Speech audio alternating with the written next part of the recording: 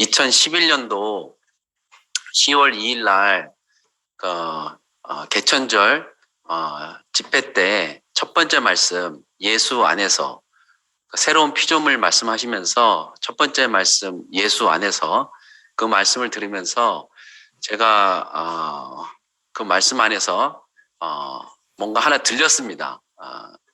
상속자가 무엇인지에 대해서 제가 하나 들렸는데 그 말씀이 얼마나 많습니까? 성경에도 말씀이 많고 목사님이 정말 40년 말씀을 하셨는데 저는 겨우 이제 하나 알아들은 거거든요.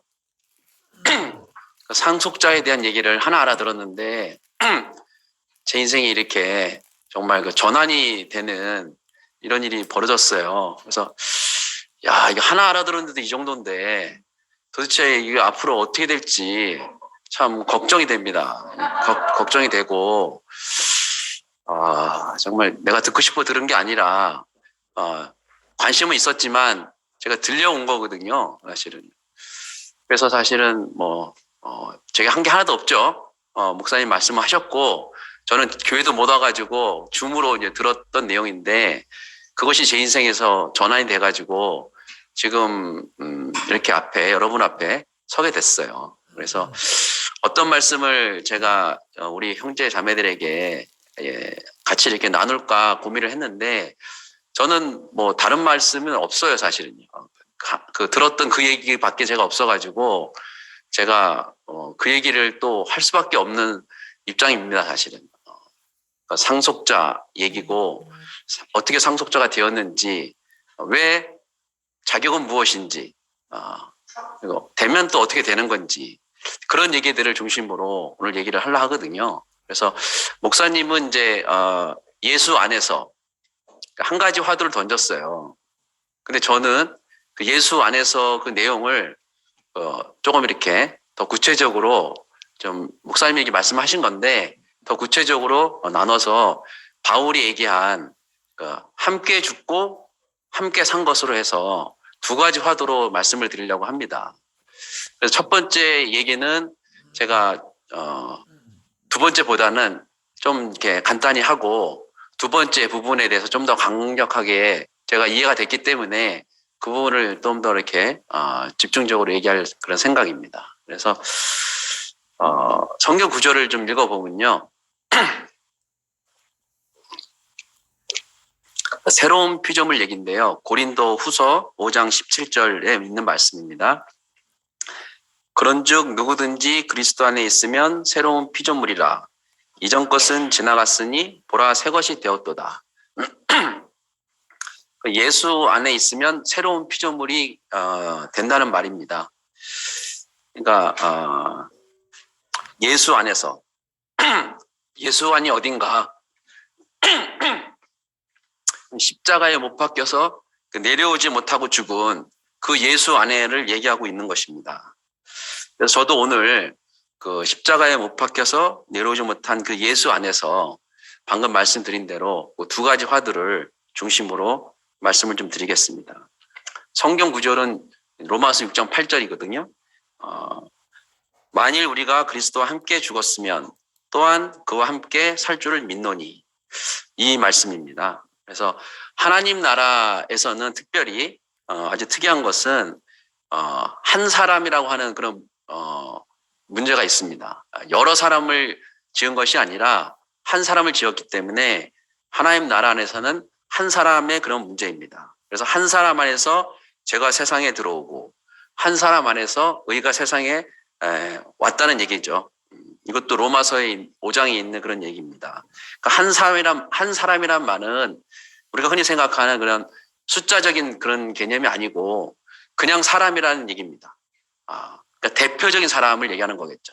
대표성이 있는 사람. 그 제일 중요한 문제이기 때문에 제가 제일 먼저 거론을 하고 있는 그런 내용입니다. 한 사람, 그 사람은 우리 모두를 대표하고 있구나. 이렇게 인식의 전환이 있지 않고는 사실 각자 어떤 교회 생활이나 각자 어떤 생활을 해야 될 문제이기 때문에 하나님 나라는 혼자 하는 그런 세계가 아니라 이렇게 대표적인 한 사람을 이야기하는 그런 세계입니다. 그래서 십자가에 못 박혀서 대표자가 만약 죽었다면 모든 사람은 죽는다는 얘기죠. 뭐 다 아시는 얘기죠, 그죠? 마찬가지로 대표자 한 사람이 살아났다면 또 모든 사람이 살아난다는 그런 얘기입니다. 죽은 것은 좀 잘 알겠는데 어차피 못 박아 놓으면 안 죽을 사람이 어딨겠습니까, 그죠? 내려오지 못하고 죽는 것은 너무 당연한 것인데 그럼 어떻게 그 사람을 살게 할 것인가? 이것이 사실은 좀 이렇게 모르겠다, 뭐 어렵다, 뭐 이런 사람들이 좀 있는 것 같아요. 저도 물론 마찬가지였고요. 그래서 죽는 것이 확실하다면 사는 것도 확실하다는 얘기죠. 왜냐하면 한 사람 안에서 대표성이 있는 사람이니까 얘기하는 것입니다. 그래서 바울이 발견한 이 놀라운 복음, 대표자 복음이잖아요, 사실은요. 함께 죽고 함께 산다. 이런 지금 얘기거든요. 그러니까 이것은 전 인류의 문제고, 문제가 그 문제니까 그 문제가 해결이 되면 전 인류의 복음이 되는 것이겠죠. 그래서 바울이 로마서 6장에서 6절에 보면 우리가 그와 함께 십자가에 못 박혔다. 지금 이렇게 얘기하고 있어요. 함께 못 박혔다는 얘기죠. 저는 십자가에 못 박혀 본 적이 없어요. 그리고 저를 못 박을 만한 십자가를 못 본 것 같고 여러분도 아마 잘은 모르지만 비슷하지 않을까 싶습니다. 저만 못 박힌 일이 없는 것이 아니고 아마 여러분도 아마 못 박힌 일이 없을 것인데 그런데 그 사람 안에 다 죽었다는 얘기죠. 그 사람 안에 다 죽었다는 얘기죠. 만약 한 사람이 십자가에 못 박혀도 죽지 않는다면 모든 사람이 다 죽지 않겠죠. 이것은 생명의 문제입니다. 그러니까 하나님의 말씀의 인식 전환이 굉장히 중요한 것 같아요. 지금은 죽고 사는 생명의 문제를 지금 얘기하고 있습니다. 그 생명 문제 안에서는 포함이 되고 함께 할 수 있는 그런 것이겠죠. 만약 제가 여기서 저의 어떠함을 얘기를 하러 왔다면 집에서 혼자 하고 말지 굳이 중심부 앞에 와가지고 여러분 앞에 얘기할 필요가 없겠죠. 제가 하고 있는 이 얘기는 저 혼자만의 얘기가 아니기 때문에 제가 중심부 앞에서 얘기하는 거죠. 저의 어떠함이 여러분과 같은 것이고 예수의 어떠함이 우리와 같기 때문에 지금 우리가 이 얘기를 지금 하고 있는 것이잖아요. 이 하나님의 말씀, 이 생명의 세계로 우리의 어떤 그 인식 체계를 전환한다는 것은 제가 처음에 말씀한 것처럼 오늘 말씀의 가장 중요한 내용 중에 하나일 것 같습니다. 그렇지 않으면 우리는 예수가 죽은 것이 내가 죽은 것이 되지 않기 때문에 함께 포함이 안 되거든요. 왜 저는 지금 뭐 십자가 못 박힐 일도 없고 또 지금 54살이기 때문에 아직 죽으려면 아직도 시간이 많이 걸리거든요. 네. 내가 지금 죽었다, 뭐 죽을 것이다, 뭐 이런 얘기를 하려고 하는 게 아니고 예수가 십자가에 못 박혀서 죽으셨다 이 얘기를 하고 있는 거거든요. 하나님 나라는 이런 대표성이 있는 그런 나라이기 때문에 그 개념이 굉장히 중요한 것 같습니다. 그래서 그런즉 누구든지 그리스도 안에 있으면 새로운 피조물이라. 누구든지죠, 누구든지. 그러니까 우리가 지금 그리스도 안에 있다면, 그리스도 안에 있으면 우리는 새로운 피조물인 거죠. 내가 뭘 해서 새로운 피조물이 되는 것이 아니라 내가 그리스도 안에 있다면, 그럼 그리스도는 누굴까요? 2000년 전에 예수가 그리스도인지를 다 알고 있잖아요. 그리고 십자가에 못 박혀서 죽은 분이 예수고 그분이 그리스도라는 걸 다 알고 있는 거죠, 저희들이. 그렇다면 우리가 2000년 전에 있는 그 그리스도가 우리가 그 사람만 말할 것 같으면 우리가 여기 있을 이유가 없는 거죠. 우리가 그 한 사람만 말하는 것이 아니기 때문에 제가 지금 여러분 앞에 말하고 있는 거예요. 그 사람 안에 있는 사람은 누구나 다 십자가에 못 박혀 있는 사람은 누구나 다 똑같다는 거죠. 그러니까 그리스도 안에 있으면 십자가에 못 박혀 내려오지 못한 그 사람이라면 우리는 새로운 피조물인 거죠. 저는 여기에 대해서 너무 감명을 먹었거든요. 그리스도 안에 있으면 누구든지 예외 없이 새로운 피조물인데 그 그리스도가 2000년 전에 있는 그 예수를 얘기하는 것이 아니라 십자가에 못 박혀 죽은 사람이라면 누구나 예외 없이 다 그리스도 안에 있는 것이죠. 왜냐하면 하나님이 사람을 지을 때 그리스도를 계획하고 지은 거잖아요. 우리의 형상을 따라 우리의 모양대로 우리가 사람을 만들고 한 것처럼 그 원래의 그 사람, 하나님이 지으려고 했던 그 참 사람이 어떤 사람이냐면 못 박으면 내려오지 못하는 그 사람이었다는 거죠. 그 사람이 그리스도라면 우리는 그 사람 안에 있는 사람이잖아요. 누구든지 그 안에 있는 거겠죠. 못을 박지 않아서 그렇지 못만 박아 놓는다면 우리는 내려오지 못하고 죽는 그런 사람이라는 거죠. 그래서 우리는 여태까지 그리스도 하면 우리가 어떤 이렇게 너무나 이렇게 크게 생각하고 있는데 하나님이 사람을 지을 때 그리스도로 지었다는 거죠.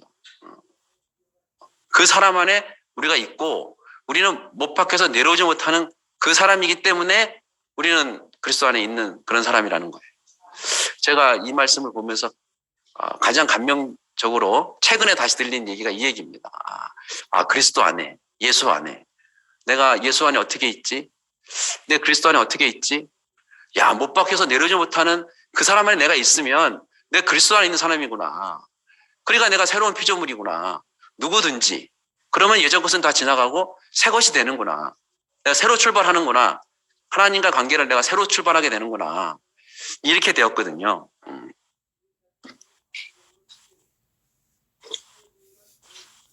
그리고 예수의 행적 중에서 기록을 이렇게 보면 성경이나 이런 내용을 보면 많은 논란거리가 있습니다.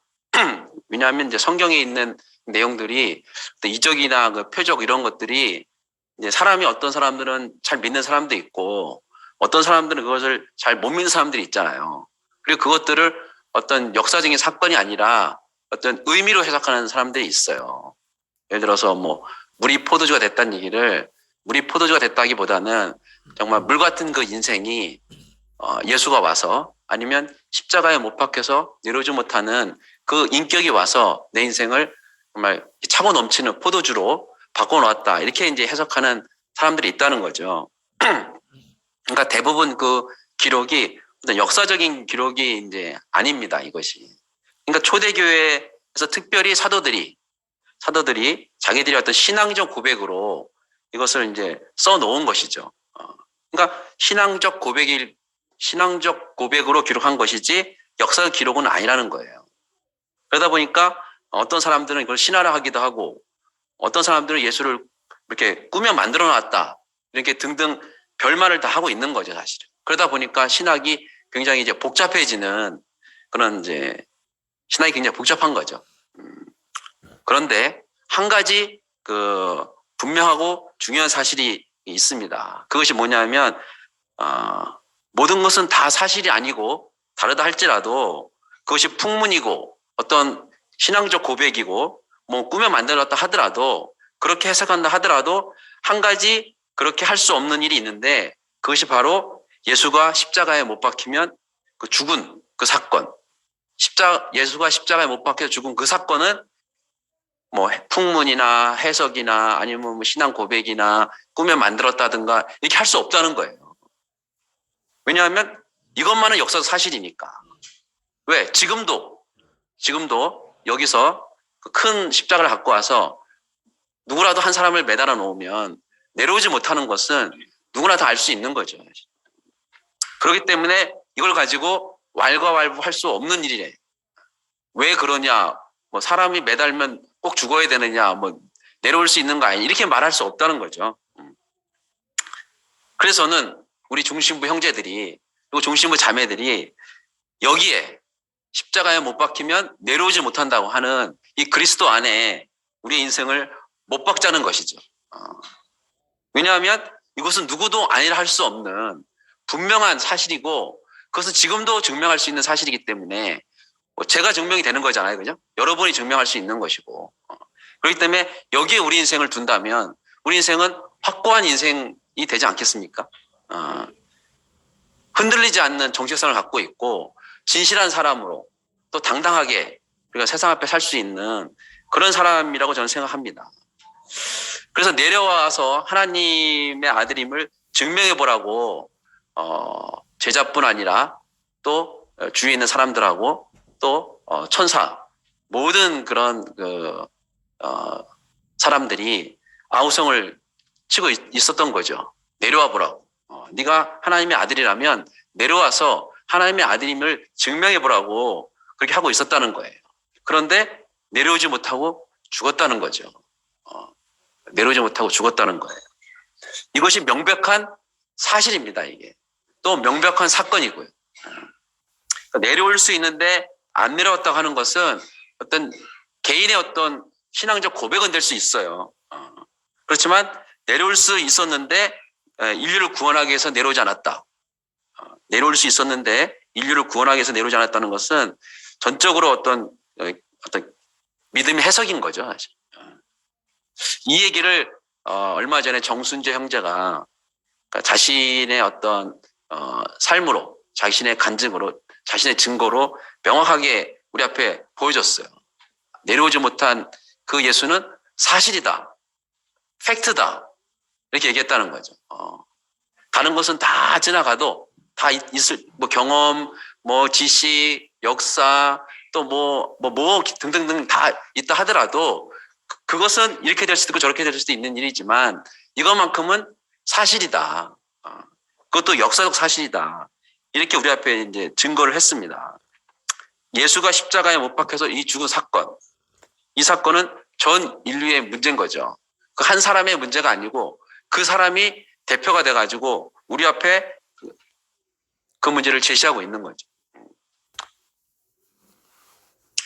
그러니까 이것은 그 한 사람, 우리 인류만의 문제가 아니고 생명을 가진 만유의 문제인 거예요. 죽고 사는 그 생명을 갖고 있는, 그러니까 생명체는 모든 생명이 다 똑같은 거죠. 예외가 없이 생명을 갖고 있는 모든 존재는 다 매달아 놓으면 내려오지 못한다는 것은 이건 사실인 거죠. 눈으로 보지 않았다 그래서, 내가 확인하지 않았다 그래서 이것을 모르는 문제는 아니잖아요.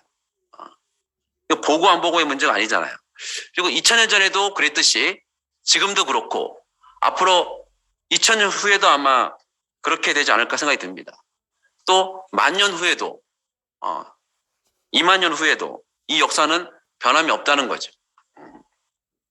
그래서 지금 10대 또 20대 30대 40대 50대 이 세대가 있지만 이 세대와 관계없이 누구나 다 매달아 놓으면 내려오지 못하는 것은 너무나 분명한 사실 중에 사실입니다. 그 누구도 이 죽음이라는 그 역사에서 예외일 수 없는 거죠. 그래서 전륜발이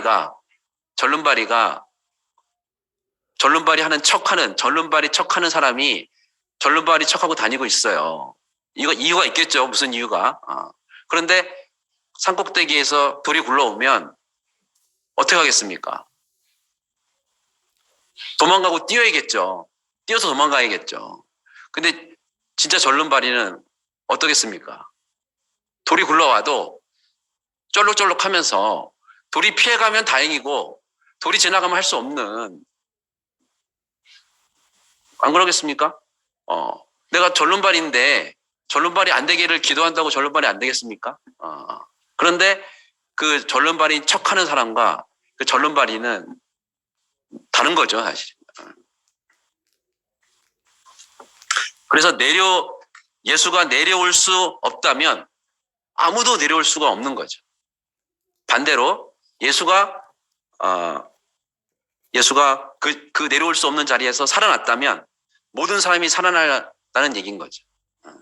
그러니까 어떻게 살아나는 것이 모든 사람이 살아나는 것인가? 이게 이제 중요한 문제입니다. 어떻게 살아나는 것이 모든 사람이 살아나는 것인가? 그러니까 죽음은 이해하겠는데, 죽은 것은 이제 이해하겠는데, 매달아놓으면 내려오지 못한다는 것은 이제 확실히 누구나 다 역사적인 사실이고 팩트고 누구나 다 나로서 증명이 되니까 거기에 대해서는 다 알겠고 이해가 되는데, 그러면 그 죽은 사람이 어떻게 산자가 되냐 이거죠. 사실. 이게 좀 이야기가 어렵다는 얘기잖아요, 사람들이.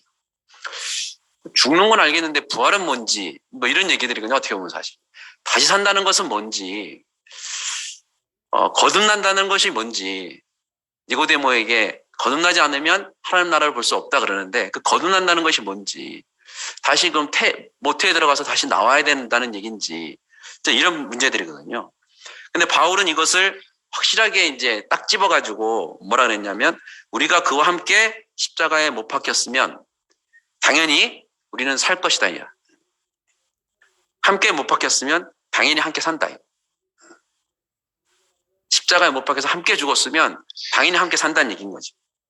그래서 오늘 어떻게 그러면 당연히 사는지에 대해서 얘기를 하려고 합니다. 그래서 그 사람이 산 것이 어떤 것이기에 우리가 이렇게 좀 모여가지고 이렇게 화두를 던지고 우리가 얘기하고 있는지, 이것이 중요한 것 같아요.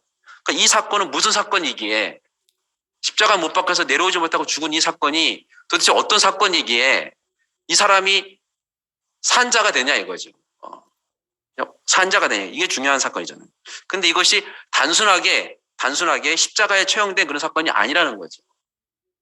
왜냐하면 십자가에 처형된 사람은 예수님 말고도 많이 있었을 거니까. 그리고 십자가 사건이 아니라 다른 데서도 죽은 사람이 너무 많기 때문에 그 죽음과하고 이 죽음이 다르다는 얘기인 거죠, 사실. 그래서 십자가에 처형된 이 사건이 단순한 이 사건이 아닌, 십자가에 못 박혀서 내려오지 못하고 죽은 이 사건은 그 배경 뒤에, 그 죽은 그 뒤에 누가 하나님의 아들이냐, 이것이 들어있다는 거죠. 누가 하나님의 아들이냐. 여기서 아들이란 말은 상속자라는 뜻입니다. 상속자. 그래서 제가 이번 개천절 그 집회 이제 기간에 첫 번째 말씀을 들으면서 듣기 전에 10월 2일 이전이겠죠. 듣기 전에 목사님이 목회자 말씀이나 아니면 이런 주일 말씀을 할 때 상속자 얘기를 많이 하셨어요. 상속자, 뭐 예전에 십자가에 못 박힌 예수를 많이 얘기했다면 그때는 상속자 얘기 많이 하시더라고요. 그래서 제가 분명히 상속자가 중요하다는 얘기는 제가 제 레이더에 딱 걸렸는데, 그 상속자가 도대체 어떤 것인지를 뭐 깊이 이렇게 인식이 안 됐어요. 물론 이제 세상에서 말하는 상속은 뭐 다 알잖아요, 그죠? 죽으면 어떻게 되나요? 살아있을 때 받는 게 상속인가요? 살아있을 때 받는 게 증여죠. 죽을 때 받는 게 상속인 거죠. 그런 것처럼 제가 이 상속자에 대해서 관심이 생겼기 때문에 그 집회 말씀을 기다렸고, 그때 제가 이제 상속자 얘기가 나올 때 귀가 이렇게 막 뭐 비유로 하는지 모르겠지만 귀가 막 이렇게 막 커지는, 상속자 얘기만 나오기를 기다리고 있는 그런 상황이었거든요. 근데 아니나 다를까 목사님이 말씀 중간쯤에 한 20-30분 지나니까 상속자 얘기를 하시더라고요. 그래서 예수님이, 이제 이건 좀 다른 얘기인데, 제가 예수님이 하나님의 아들이라는 것은 한 번도 고민을 해본 적이 없어요. 남들은 예수님이 하나님의 아들이라는 얘기를 당연히 믿었을 것이고, 또 우리 교회 와서는 사람이 하나님의 아들이 될 수 있다는 얘기를 들었을 때 저는 거기에 대해서 좀 이렇게 의문을 가졌지만 크게 이렇게 걸리진 않았다고요. 거기 탁 목에 걸리진 않았어요. 왜냐하면 성경에 보니까 화평케 하는 자는 복이 있나니 하나님의 아들이라 일컬음을 얻을 것이다. 야, 화평케만 한다면 하나님의 아들이라는 것을 일컬음을 받는구나, 이런 생각을 했고, 그래서 교회로 왔을 때 하나님의 아들은 뭐 하나님의 개가 낳은 것은 강아지, 이런 이렇게 육신적으로 낳는 것이 아들이 아니라 하나님을 표현하는 것이 하나님의 아들이다, 하나님을 대신하는 것이 하나님의 아들이다, 이런 개념을 가졌기 때문에 저는 하나님의 아들의 개념은 조금 걸렸지만 쉽게 넘어갔다고. 근데 상속자라는 얘기는 하나님의 그 모든 만유를, 하나님 만든 모든 창조물을 내가 이렇게 상속을 받는다는 것은 그게 만만한 일은 아닌 것 같더라고요. 제가 처음 이렇게 생각해 봐도 나 같은 사람이 무슨 자격이 있어가지고, 나 같은 사람이 무슨 무슨 뭐 특별해가지고 하나님이 지어놓은 모든 만유와 만물을, 특히 사람을, 여기 있는 사람을 다 나에게 맡기겠는가. 이게 좀 저로서는 좀 감당이 안 됐어요, 그게 사실. 그래서 그럼 맡았다면 나는 뭐가 내게 상속이, 내가 좀 갖고 있는 게 뭔가, 상속을 받았다면 내가 뭘 갖고 있는가, 이런 내가 생각하게 됐거든요. 저에게 있어서는 이 개천절 집회가 저한테는 굉장히 아주 고대하고 기대하고 뭐 그렇게 된 거죠, 사실. 근데 아까 얘기한 대로 육신으로 나았다 그래서 상속자가 되는 것이 아니라, 그죠? 아들이라고 다 아들이 아니라, 상속자는 예를 들어서 성경에 아브라함 얘기가 나오는데 여러 번 들으셨을 겁니다, 여러분들이. 이스마엘도 아들이고 이삭도 아들인데 왜 이삭만 아들이고 상속자고 이스마엘은 왜 상속자가 아니냐, 아들이 아니냐. 그래서 성경에 보면 사라가 얘기합니다. 저 아들을 내어 쫓으라고. 근데 아브라함은 당연히 고민하지 않겠어요? 자기 아들이 육신을 낳았는데 아들인데. 그런데 하나님이 내어 쫓으라 이렇게 했다는 거예요. 그 민족에게도, 그 아들에게도 큰 민족을 이루게 하겠다 이렇게 했다는 거죠. 그런데 성경에 보면 기록이 이스마엘은 거의 없고 대부분 이제 이삭에 대한 기록이 주 내용이 되고, 이삭으로 낳은 자라야만 내 씨가 된다는 거죠. 그러니까 사실은 이제 이삭으로부터 시작된 모든 이 족보가 시작이 된 거죠. 그러니까 이런 이유로 바로 이것이 이제 상속자가 되는 것이잖아요, 그죠? 아브라함의 모든 것을 받은 상속자가 되는 것이죠.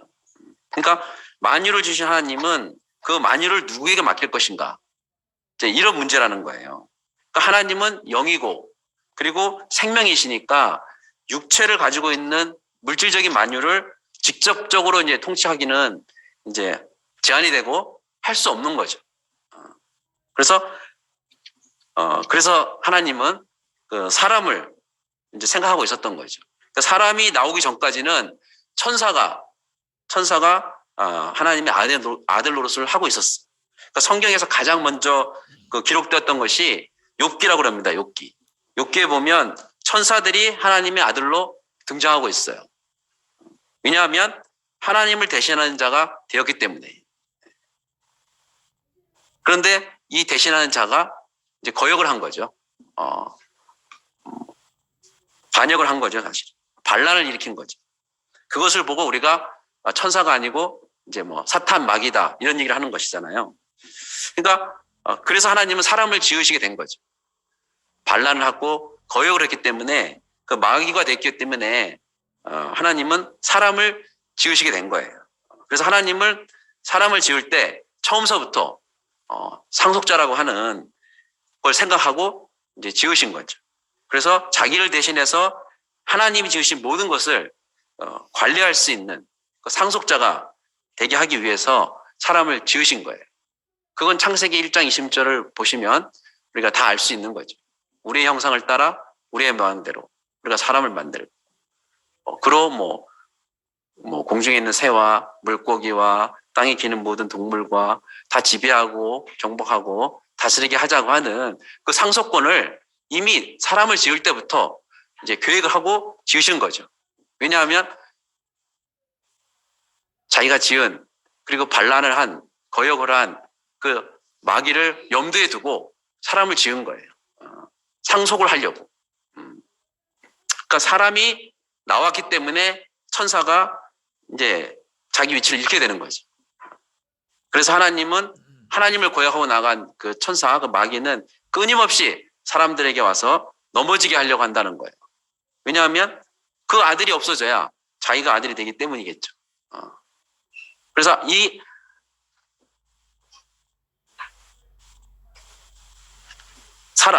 아들이 있는 한 천사는 아들이 될 수가 없는 거예요. 그래서 히브리서에 나오는 것처럼 나는 천사를 두고 가리켜서 내 아들이 한 적이 없다는 거죠. 그러니까 천사는 종이고 불의는 영이라는 거예요. 그러니까 사람의 아들은 사람이잖아요. 사람의 아들은 사람이잖아요. 근데 그 사람은 이제 연약하다는 거죠. 연약하다는. 여기서 연약하다는 것은 다른 것이 아니고 죽는다는 거잖아요. 모든 것이 다 있어. 다 약하고 해도 결국 마지막에 살기만 한다면 뭐 연약한 존재가 아니죠. 근데 뭘 아무리 한다 하더라도 죽는 존재이기 때문에 우리가 이제 연약한 존재가 되는 거예요. 죽는 존재이기 때문에. 근데 그런 존재를 가지고 어떻게 모든 만물을 관리하게끔 하겠냐. 이제 이런 문제가 되는 거잖아요.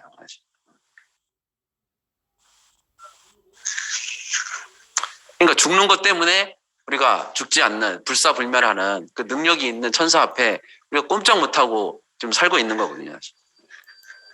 왜냐하면 천사는 뭐 가만히 있어도 사람은 시간만 지나면 그냥 뭐 싸울 필요도 없이 그냥 죽고 사라지니까 그건 뭐 싸움의 대상도 안 되는 거죠, 사실은.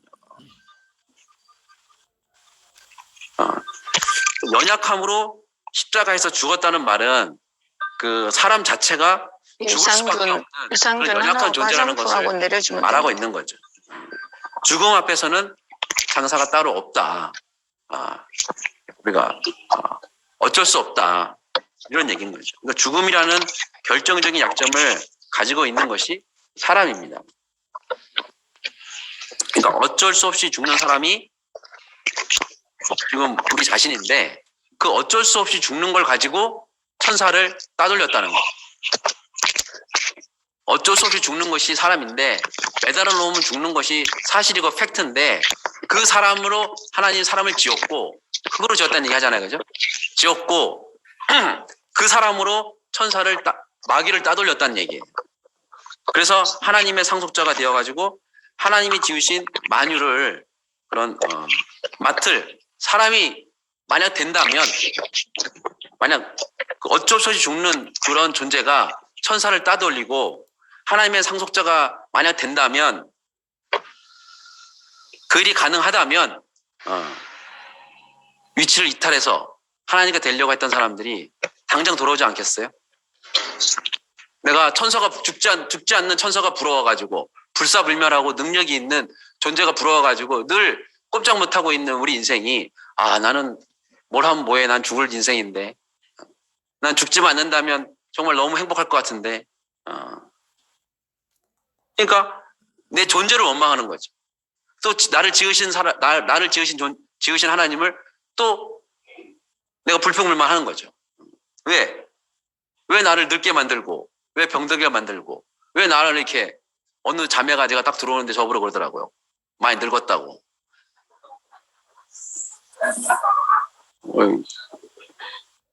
오랜만에 봤는데 그래도 좀 이왕이면 거짓말이라도 마스크까지 꼈는데 그래도 마스크까지 꼈는데 오랜만이라고 좀 반갑게 하면 되는데 첫 인사가 많이 늙었다고 그러더라고요. 그러니까 위치를 위탈해서 하나님 같이 되려 하니까 이게 병들고 뭐 늙고 죽는 게 너무 정말 걸림돌이 되고 너무 연약하고 늘 거기에 제가 이렇게 낙심돼 있고 또 거기를 극복하려고 최선을 다하는 거잖아요. 사람들이. 그런데 죽는 존재가 어쩔 수 없이 죽는 존재가 만약 하나님의 상속자가 된다고 한다면 뭐 어떻게 되겠습니까? 내가 천사를 부러워한다든지 내가 좀 나이가 먹고 좀 뭐랄까 늙고 병들고 죽는 거에 대해서 좀 문제가 되겠습니까? 문제가 되겠습니까? 저는 이번 집회 때 이게 보인 겁니다. 이게 보인 겁니다. 죽음에 매우 종노하던 제 인생인데 나이가 먹고 병드는 것 때문에 암 한번 걸려보세요. 그냥 암 이꼴 죽음입니다. 그냥 바로 눈물 쭉쭉 나고 뒷날 안 보입니다. 깜깜해집니다. 사람. 살게만 해주십시오. 뭐 병신도 좋습니다. 뭐 똥도 먹겠습니다. 제가 살게만 해주십시오 하고 둘이 끈안고 우는 일밖에 없어요. 사실은. 근데 내가 죽는 존재가 그것도 어쩔 수 없이 죽는 존재가 만약 하나님의 상속권을 받는 절대적인 자격이고 유일한 자격이라면 그 존재가 자격이라면 정말 대박 아닐까요? 여기서 이걸 생각해 보려고 하는 거죠. 제가 그것이 들렸다는 얘기를 들렸기 때문에 제가 이 앞에서 서서 할 말이 있는 사람이 된 거예요.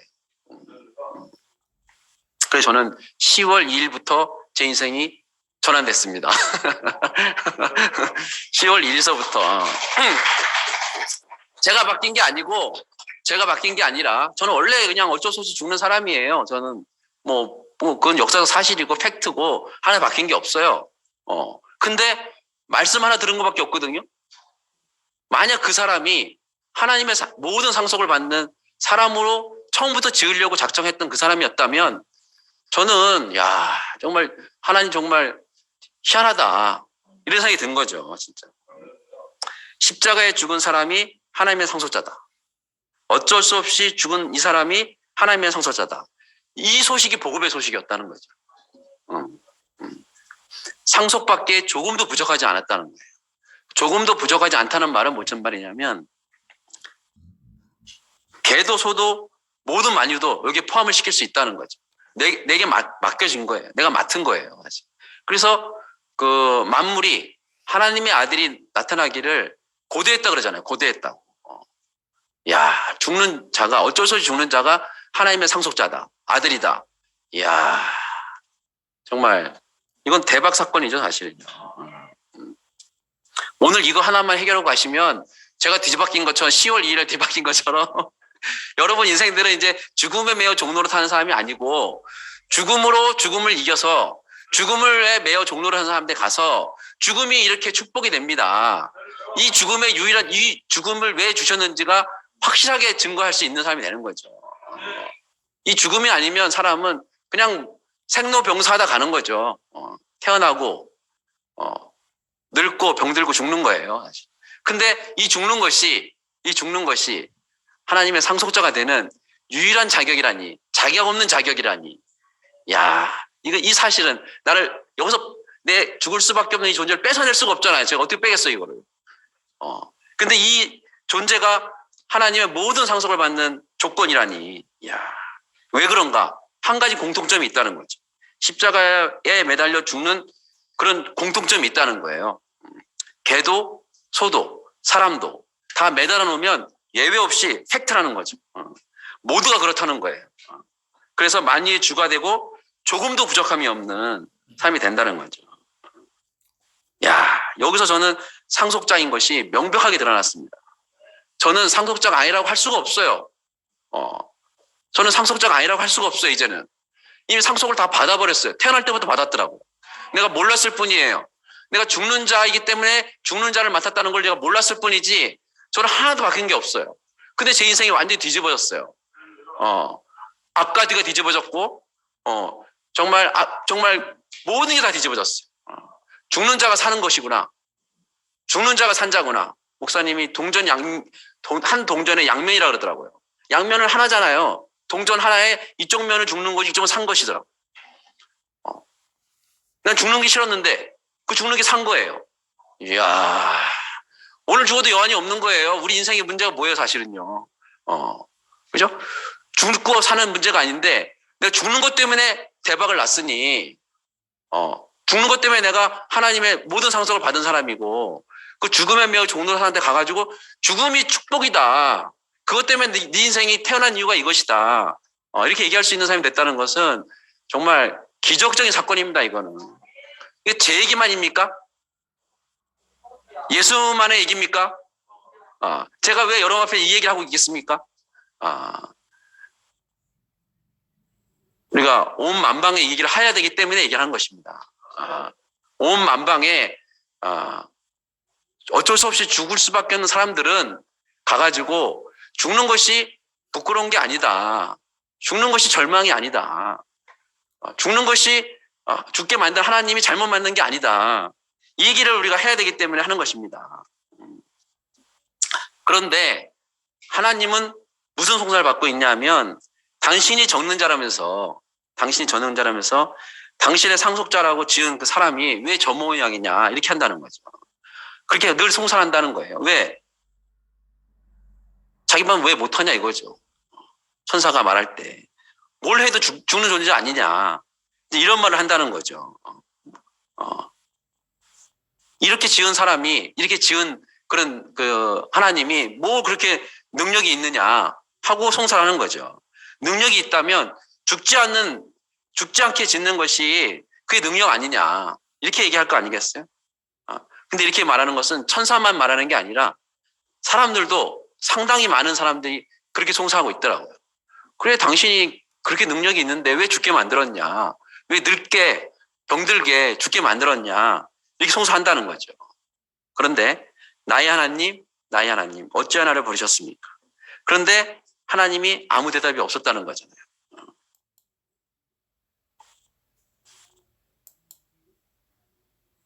아무 말을 못 들었다는 얘기죠. 결정적인 순간에 어찌하여 나를 버리셨습니까? 이 말은 그냥 죽었다는 얘기예요.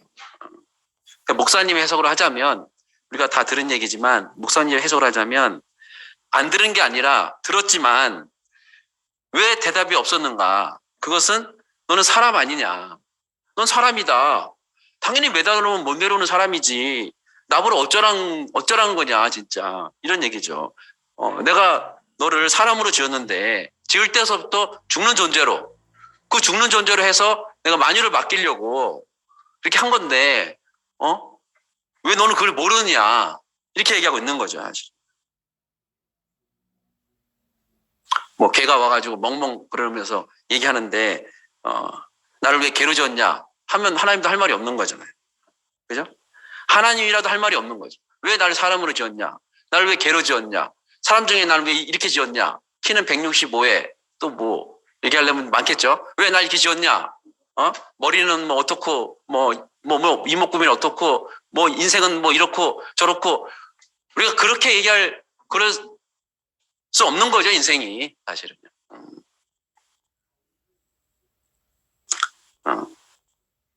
사람은, 만유는 다 뭘 해도 죽는다는 거죠. 그런데 그 뒤에 다른 것이 숨어 있다는 거죠. 그게 뭔가? 그게 뭔가요? 너는 상속자다. 너는 상속자다. 내가 만유를 상속받으려면 죽음이라 하는 그 연약함을 내가 가지고 있어야 하는 것이다. 이렇게 얘기하고 있는 거죠.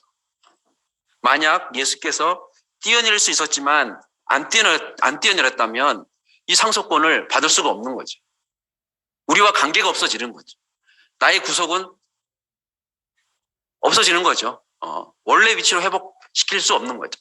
제가 처음 얘기할 때 그리스도 안에 있으면 새로운 피조물이라. 그리스도 안이 어딘가. 2000년 전에 예수 안에 있었던 그 그리스도는 누군가. 못 박히면 내려오지 못하고 있는 그 사람이 그리스도라는 거죠. 하나님이 사람을 그렇게 지었다는 거죠. 창세기 1장 26절을 고려해서 지었던 그 사람. 죽을 수밖에 없는 그 사람. 그 사람 뒤에 하나님이 상속자를 숨겨놨다는 것을 우리는 이번 개천절 집회 때 목사님이 먼저 알아채셨고, 그래서 우리가 말씀하셨고, 우리가 그것을 알아챘다는 것을 지금 얘기하고 있는 것입니다. 그러니까 이 얘기는 제가 오늘만 얘기할 것이 아니라 저는 평생 이 얘기를 해야 될 것 같아요. 왜? 이건 내 얘기니까. 죽는 것이냐 사는 것이냐. to be와 not to be. that is a question. 죽느냐 사느냐 그것이 문제다 얘기했잖아요. 이 얘기를 하면 내가 사는 것이고, 이 얘기를 안 하면 나는 매일 꼬봉이 되는 겁니다. 살기 위해서 꼬봉이 되는 거예요. 사실. 근데 내가 죽을 수밖에 없는, 그것도 어쩔 수 없어서 내려오지 못하고 있는 이것이 그 뒤에 상속자가 숨어 있었다는 것은 정말 엄청난 거죠, 사실. 그러니까 죽을 수밖에 없는 인간. 그러니까 저 얘기하는 거죠. 여러분을 얘기하는 겁니다. 이 사람이, 이 하나님이 지으신 모든 만유를, 그죠? 죽을 수밖에 없는 인간. 이 사람이 하나님이 지은 모든 만물을 다 상속받을 수밖에 없는. 이것은 누구도 생각할 수 없는 생각입니다. 이 생각은 죽는 자가 모든 만유를 맡게 만든다고 하는 것은 그 누구도 생각할 수 없는. 저는 여기서 54년 만에 좀 처음 들었어요.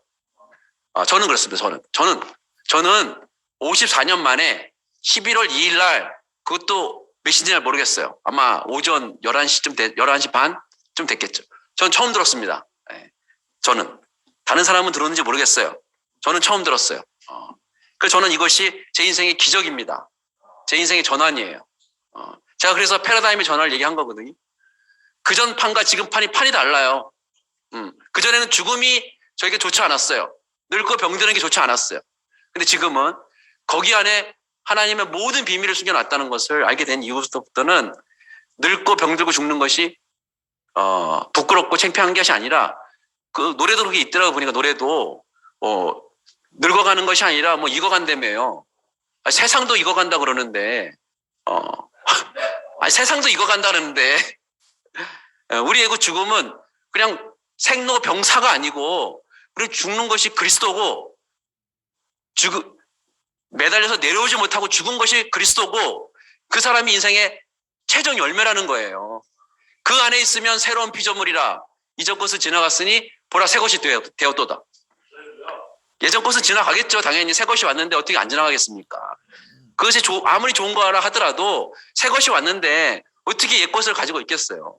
유대인들은 그 율법과 그 제사가 자기들에게서 너무 중요한 것이지만, 중요한 것이기 때문에 새로운 것이 왔을 때도 그걸 갖고 있었다는 거죠. 그것도 하고 이것도 하고, 율법도 지키고 제사도 하고 예수도 믿고 그리스도도 믿고. 근데 그렇게 하면 초등학문이 되는 거죠. 초등학문이 되는 겁니다.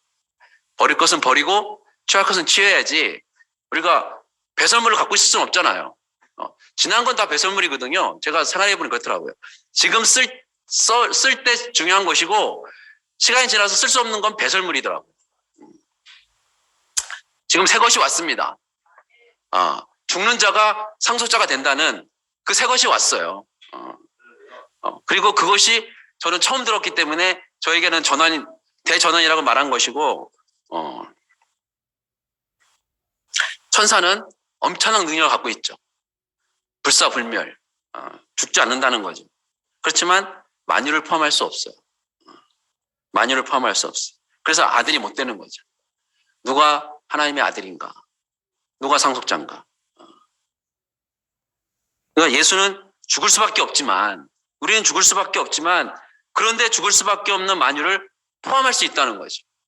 함께 할 수 있다는 거예요. 함께 할 수 있다는 거예요. 왜? 죽음의 공통점이 있고 죽음의 동질성이 있기 때문에 우리가 그것을 맡을 수가 있게 된다는 거죠. 내가 이렇게 맡는다는 거죠. 위임을 받고 관리할 수 있다는 거죠. 왜? 만유가 다 죽을 수밖에 없도록 지어졌기 때문에. 이것이 비밀이고 2021년도 10월 2일 날 공개됐습니다. 그게. 공개됐어요. 저는 그래서 그 공개된 그날을, 그리고 지금 공개하는 이것을 저는 인류 역사에 처음 있는 사건이라고 저는 얘기하는 겁니다. 기적적인 사건이라고 얘기하는 것입니다. 천사를 따돌리는, 그것도 뭐 싸워서 따돌리는 게 아니라, 저는 천사하고 싸우는 줄 알았어요. 저는 천사하고 싸우고, 그리고 또 목사님 말씀 들어보니까 싸우지 않고 이렇게 싸우려고 하면 걸려드니까 아예 그냥 관여하지 말아라. 관여하지 않으면 이기는 거다 이러더라고요. 돌로 떡을 만들어 먹으라 할 때 돌로 떡을 만들어 먹으려고 하는 즉시 걸려 들어간다는 거죠. 그러니까 아예 돌 얘기도 디귿도 얘기하지 말고 딴 얘기하라는 거죠. 전 그렇게 이기는 줄 알았어요, 이기는 게. 근데 보니까 그게 아니네요, 보니까. 제가 완전히 이게 전환됐어요. 와, 이건 존재가 이기는 거구나, 이거는.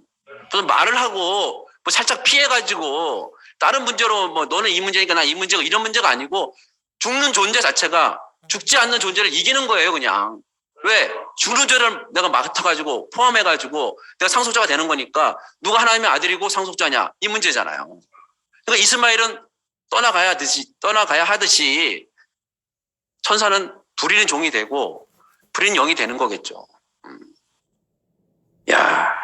저는 목사님한테 이 말씀을 처음 듣는데 정말 완전히, 이건 정말, 만약 논문을 쓴다면, 제가 이제 화학을 전공했으니까 논문을 쓴다면 화학의 어떠한 부분을 이렇게 해가지고 써놔도 뭐 엄청나게 정말 중요한 건데, 이 인생이, 죽는 인생이 하나님의 상속자가 되고, 죽는 인생이 모든 것을 이렇게 맡는다고 논문을 낸다면, 아마 지금 여기 뭐 CBS니 뉴욕 타임즈니 아마 제가 봤을 때는 아마 난리가 날 것 같습니다. 제가 봤을 때는.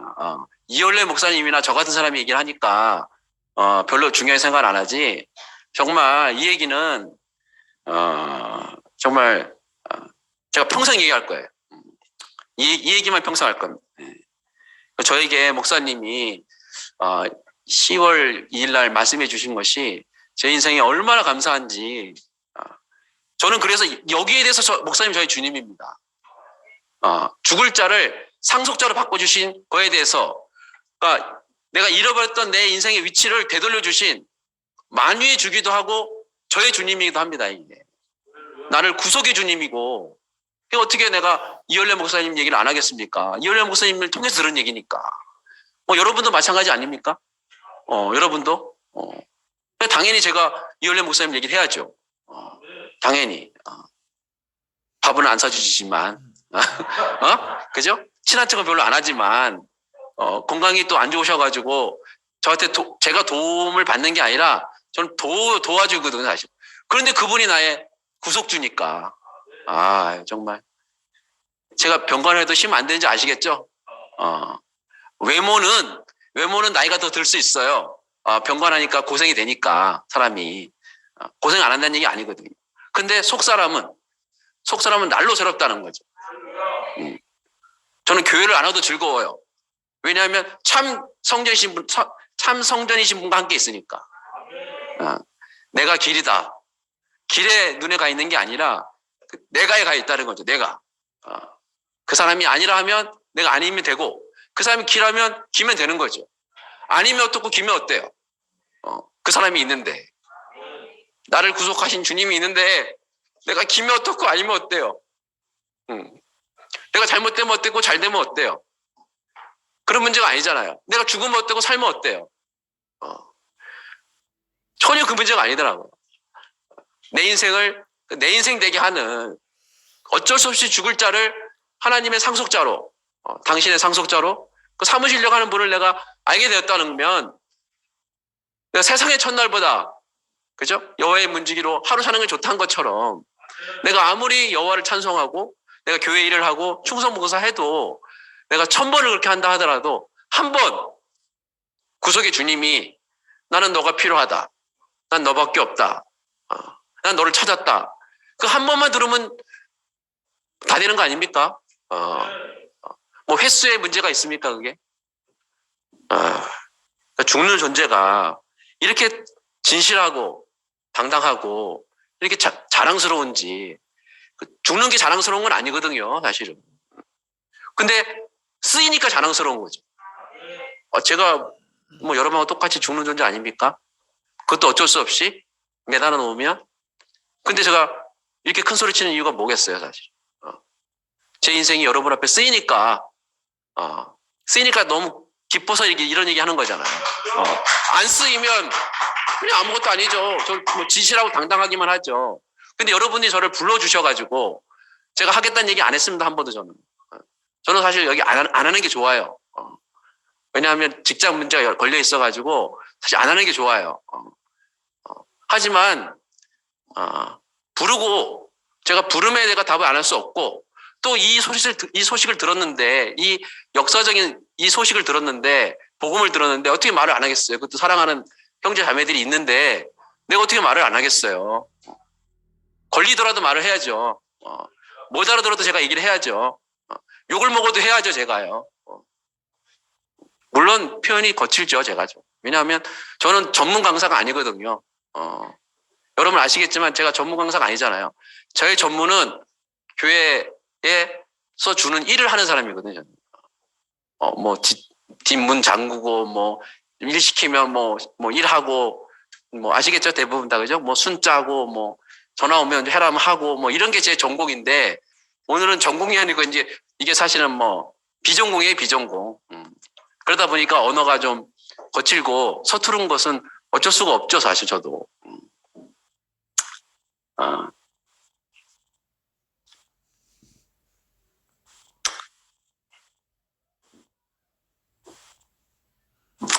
누가 상속자가 될 것인가? 죽는 자가 될 것인가? 죽지 않는 자가 될 것인가? 야, 정말 들으면 들을수록 정말 우리 얘기고 사람 얘기고 정말 혼이 나가게 하는 얘기입니다. 이러니까 우리 인생이 죽을 인생이 그것도 어쩔 수 없이 죽을 인생이 하나님의 영광이 되는 거죠. 하나님의 영광이 되는 거죠. 야, 하나님 정말 과연 당신이 하나님이구나. 하나님 하더니 정말 당신 같은 분이 하나님이구나. 어떻게 죽을 자를 계획해가지고 죽을 자를 맡아서 그 천사를 따돌리고 죽지 않는 자를 따돌리고 정말 상속자를 만들었는가. 야, 이건 정말 누구도 생각할 수 없는. 그래서 깊도다 하나님의 풍요하며 부유하며 그 판단은 헤아릴 수 없고 측량할 수 없다는 거예요. 그의 길은 그 길을 찾지 못한다는 거죠. 누구도 그 길을 찾을 수 없다는 거죠. 천사도 몰랐으니까, 마귀도 몰랐으니까, 만물의 찢기 같은 인생을 자기의 상속자로 삼았다는 것은 정말 측량할 수 없는 그런 복음입니다. 저는 이 말이 너무 좋고 너무 감사하기 때문에 정말 표현이 어떻게 해야 될지 모르지만 최고로 행복합니다. 진짜. 죽어도 여한이 없을 정도로 행복합니다. 왜냐하면 죽는 것이 지금 문제가 아니기 때문에 우리의 인생의 문제는 이 죽는 것 때문에 복을 받은 거기 때문에 이만하면 되지 않았습니까? 우리가 죽을 인생이 하나님의 상처가 된다면 이만하면 됐지. 우리가 더 뭘 바라겠냐 이거죠, 사실은. 모든 것을 다 죽음을 만약 우리가 지배하고 정복한다면 그렇죠. 예수를 믿는 자가 아니면 세상을 잃은 자가 누구냐? 세상은 뭐겠어요? 여러 가지가 있겠지만 최종적으로는 죽음이거든요, 사실. 죽지만 않는다면 다 줄 수 있어요, 사실은. 세상이 제시하는 모든 것을 우리가 지배하고 다스릴 수 있게 된다는 거죠. 사람이 잘난 줄 아는데 별거 아니더라고요. 어제 제가 회식이 있었어요. 회식이 있었는데 경기도 성남에서 살다가 최근에 이제 전입이 온 이제 한 8급, 7급인가 8급 되는 군무원이 있어요. 근데 그 사람이 8급, 7급 사실 높은 급수 아니거든요. 위에 과장, 중령, 소령, 대위, 또 5급 있고, 6급도 있고, 이렇게 다 대부분 맞고, 이제 8급, 9급, 7급은 몇 명 없어요, 사실은. 대부분. 근데 그 친구가 온 지도 얼마 안 되니까 얼마나 쭈삣거리고 있겠어요, 사실은요. 근데 갑자기 아파트 얘기가 나오더니 그 친구가 끼어들기 시작하는 거예요. 그러면서 당신은 어디 사냐고 이제 과장이 물어볼 거잖아. 온 지 얼마 안 됐으니까. 그러니까 저기 지묘동에 어디 있는 전세 산다고 얘기하더라고요. 전세. 전세 하자면 하나 사지. 이렇게 하니까 제가 성남에서 하나 사고 왔어요. 이러는 거예요.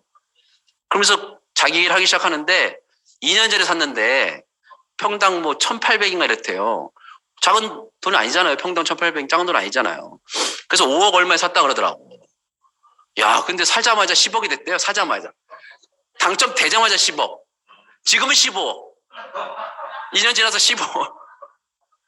와, 그러니까 과장부터 시작해서 밑에 있는 사람들이 바로 고개를 다 숙이면서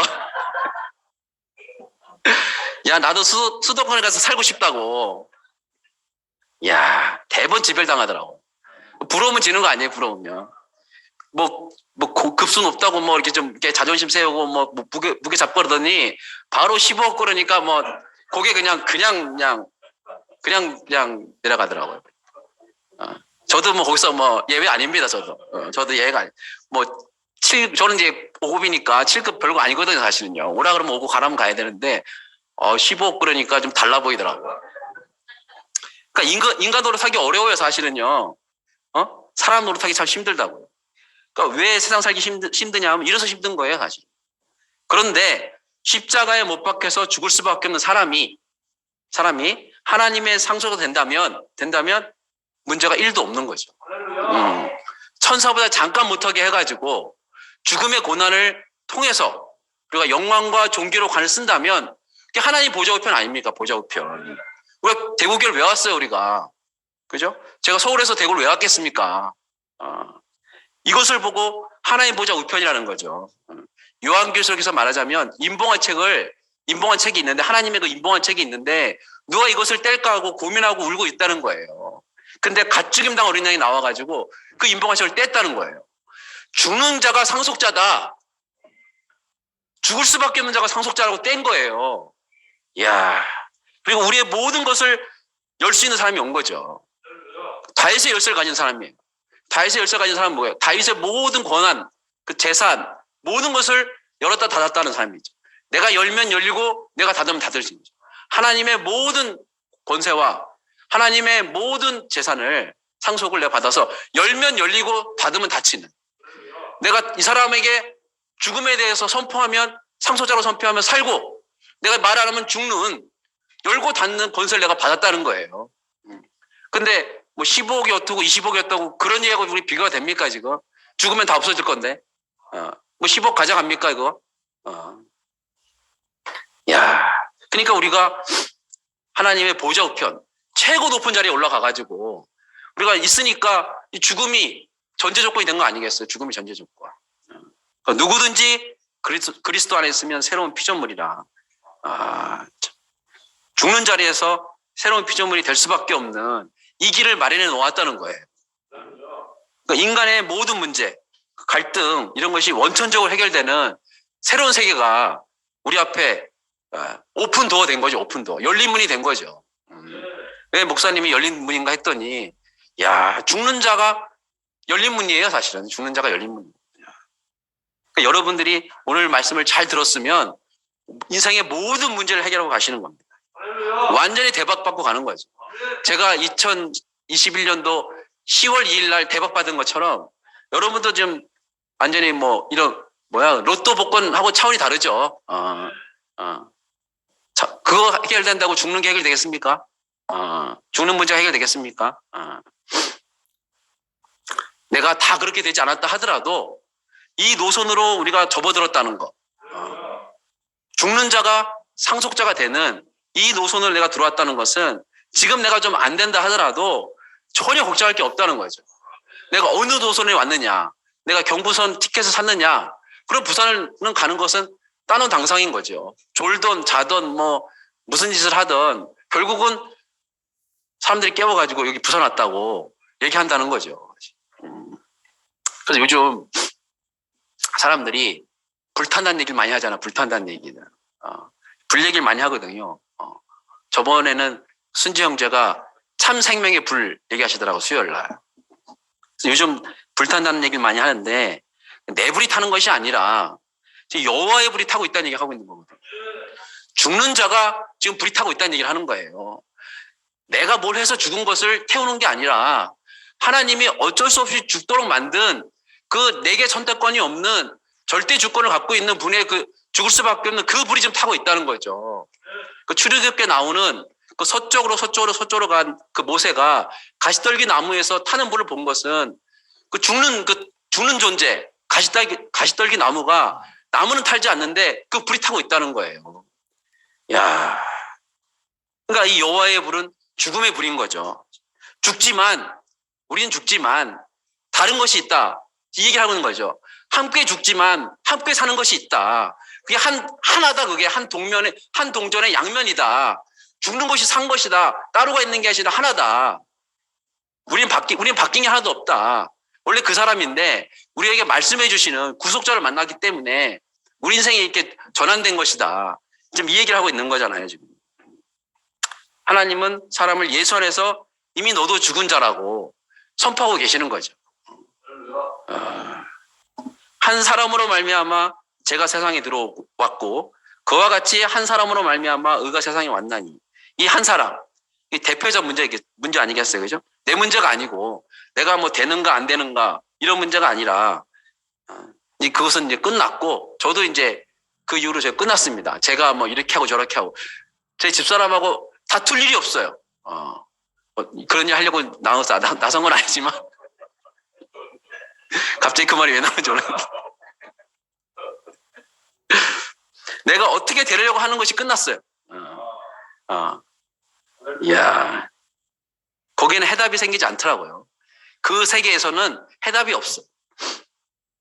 그래서 그런즉 누구든지 그리스도 안에 있으면, 그리스도 안에 십자가에 못 박혀서 내려오지 못하고 죽는 사람 안에만 있으면 누구든지 차별 없이 새로운 피조물이 되는 거죠.